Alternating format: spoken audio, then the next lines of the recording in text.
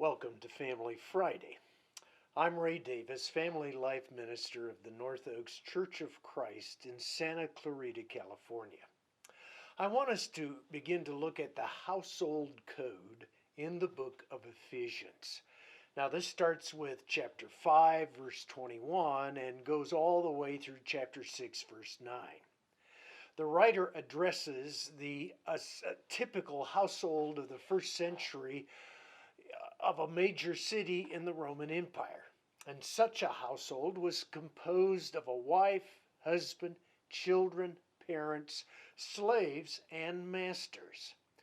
Now, while a 21st century household differs from the one addressed in Ephesians, the principles outlined in the household code has much to offer today. And we could go back to chapter 4, verse 1, live worthy of the calling to which you have been called.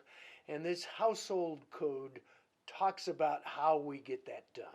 What made a household worthy of the calling in Ephesians is Christlikeness.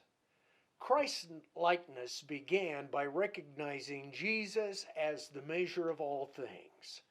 Wives were to place themselves under their husbands just as they did to Jesus. That's chapter 5, verse 22. Husbands' care for their wives followed the example of Christ's care for his bride, the church. That's chapter 5, verse 25. Children listened to their parents, realizing that this is what the Lord desired. That's chapter 6, verse 1. And the Lord's standard ideal for how fathers raised their children was the Lord's instructions, chapter 6, verse 4. Slaves were to obey their earthly masters as if Christ was giving them their instructions. That's chapter 6, verse 5. And then, of course, masters needed to remember that the Lord, that is Jesus, is Savior and Lord of everybody, including their slaves. Now, the idea of Ephesians 6:9 applies to all family relationships.